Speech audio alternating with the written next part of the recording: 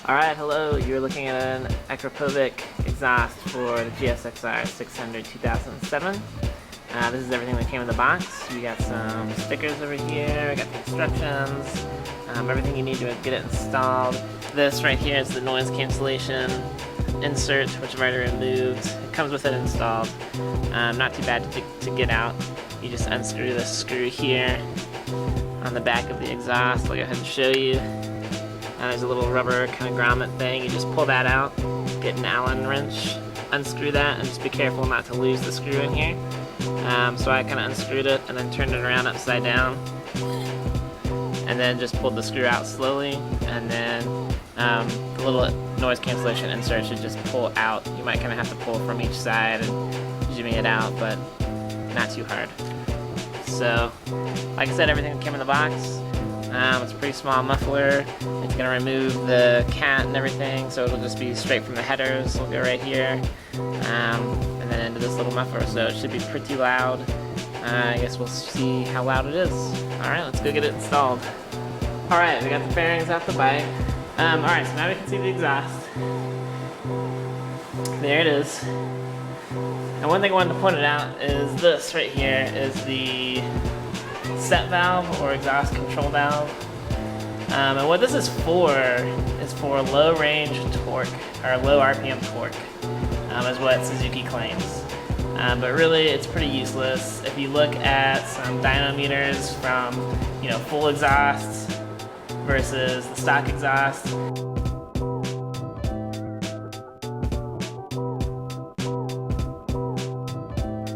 you'll see that this really only increases torque from about 0 to maybe 3,000 RPM, and after that it's just kind of useless. And then even at 6,000 it's just completely open. So if you're racing, if you're riding hard, you're always going to be higher RPM, and so this is pretty useless. Some people say that the engine braking is reduced when you remove it. However, that doesn't make any sense, because when you're engine braking, your RPMs are going to be really high, and so this thing's going to be open anyway. So it's also used for emissions control. This right here is basically for sound reduction when idling and some emissions control, and a very minimal increased low RPM torque. So I'm going to remove it because it's not used for anything, so I'm going to take it out. And you'll also get a better throttle response when you take it out, because the actuator on this isn't very quick. The solenoid up here gives a little bit of lag on the throttle, sometimes if you're going back and forth on the throttle. So, for the most part, you just don't need it there. But a lot of full system exhausts, don't include this anyway. So it's going to be gone. So to do that, we're going to have to take off the rear cowling right here. This is where the solenoid is that actuates the valve down here. So I'm going to take this out, and you'll be able to see that. And then we'll get all this thing going on. This is the solenoid right here. So I've taken off the rear cowl, which is pretty easy to do. Just some of those fasteners, and there's a little Phillips head screw right here that you got to undo, and you just kind of bend it up to get a handle on it and unscrew it. You can just take that side off. Okay, so we got the stock exhaust off, and it's real easy to get off. There's 3 bolts and a little pinch, like a clamp. Here's the clamp that connects right to the header, which is right here. So you can easily see that. You unscrew that. There's another bolt on the left side of the bike right there. Another one right here. This one, kind of have to move the kickstand out of the way. I've got my bike up on a stand, so not too bad. And then there's another little bolt right here. Unscrew those, and it just shimmies off, and that's that. I was really surprised at how heavy this thing is. Gosh, I don't know. It's gotta be like maybe 10 pounds, something like that. I don't know. I don't work out. 10 or 15 pounds maybe. All right, put that over there. I want to show you that butterfly valve in here. You can see it right there. It's open. All right, so now we're gonna start taking this thing off. So we're gonna come up here to the solenoid. We're gonna unscrew these bolts. We gotta undo this, loosen these cables, Once we get that loosened up here, we can come down here, take these brackets off and unscrew these, and this should just unloop, you know, kind of like your clutch. It's just kind of hooked in there. So that'll unscrew and you can take that off. This has got a real strong spring in here that keeps this thing open. So if all of a sudden you lost slack or these broke, this just defaults to open. So you don't necessarily have to do anything special to make sure this is open. It's always going to be open as long as that, you know, spring is in here. All right, here is the solenoid removed. Here's the cable, and here are the pieces that connected to the actual butterfly valve coming out of the headers.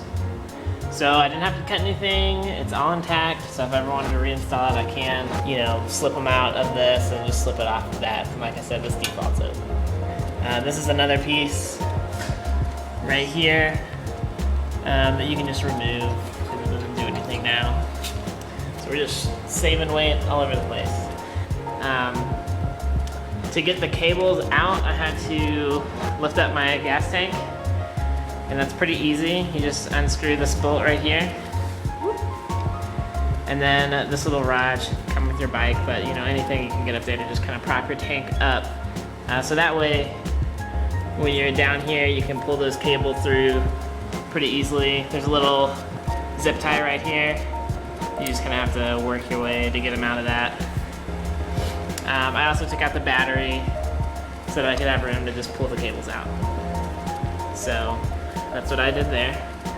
So now we got that out. The last thing you need to do is you have to cut or somehow disable a little fuse inside, or not a fuse. You have to cut or disable a wire that's in one of these little harnesses. There's two harnesses here. There's a gray one on the left. I can move this right here, and then there's a black one over here. And we're gonna want to pull the black one, and we're gonna cut the wire number 30. Here's the black one.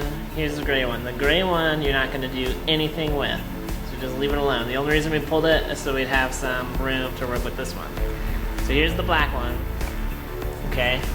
And what we're gonna do is we're gonna cut pin number 30. So if you look at the back, pull it out. Right here you'll see a number 17, and right down here you'll see a number 34. Okay, so that means that the top leftmost pin is number 17 and the bottom leftmost pin is number 34. So we're gonna count in to get to pin 30. So this is 34, 33, 32, 31, 30. Okay, so I've pulled it out and I've just cut it with some snips and then put electrical tape right there on the end. And then done the same thing for the other end of it. And I've left enough lead here so that if I need to reconnect them, I can. Shouldn't be a problem. And basically what that wire is, pin number 30, I think if you look it up in the service manual, it's chapter 4, page 15. It tells you what that pin is for, and it's the HO2 sensor. You know, the HO2 sensor is just for emissions. Basically, this disables the F1 code for those kinds of errors. So you'll still get F1 codes for other problems and things that come up on your bike, but not an F1 code for this, since we pulled it out. So anyway, pretty safe, no problem, it'll work. Cut that. Once you cut that, you're done with this, so just plug them in, make sure you plug them in the right one. It's color coded, black to black, gray to gray. And then there you go, so we can start installing the new exhaust. So everything's set up good in the back. Now if we'll come down here to the exhaust, it's just kind of right where we left off. So we've got our new exhaust here. We put the sealant stuff on the clamp that we needed to do, and you just basically follow the instructions step by step. They're real laid out, it's real easy. It's gonna be 3 bolts, 2 bolts actually, and the clamp, and that's about it. Word of caution on these. If you've never unscrewed it, it might be a little hard to get it off, but it shouldn't be too bad. And when you're tightening back down, I think the torque specifications are maybe 15 or 20 foot-pounds, so it doesn't need to be real tight. I mean, just get it tight and you're done. If you try to tighten it too much, you're gonna strip out this bolt, you have to get a new one, or you're not gonna be able to get it off. So Alright, so I'm going to get this installed and we'll have it up and running. Alright, so we got the exhaust installed. It's all looking good, all looking clean. Got the clamp there, the 1 bolt there. And just as a note, this goes on the inside. Fits on pretty nice, pretty snug. Got the clip on there, got that on there. Oh, and just a note that I did put some blue Loctite on these bolts, so hopefully that'll help keep them in. Like I said before, don't over torque them. Another thing to don't over torque is this. Note that this is like 1 foot-pound. You know, you just want it tight, you want it snug. It's gonna get really hot, it's gonna expand, so you don't want that like breaking the clamp or anything. So careful with how you tighten that. So yeah, looks good. So let's start it up, see how it sounds. Alright, open the garage door back up so I don't die. Just as a note, I'm gonna turn it on here, set it to run. There are the fuel pumps, and yeah, let's see, but you know, there's no F1 code, is what I'm getting at, so everything looks good. I'm ready to go, so I'm gonna start it up and put the camera down in 2 seconds.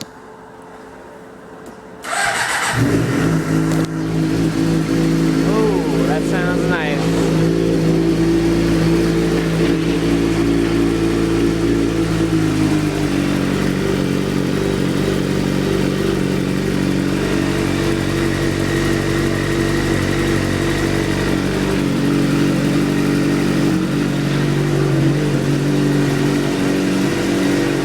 Back out here.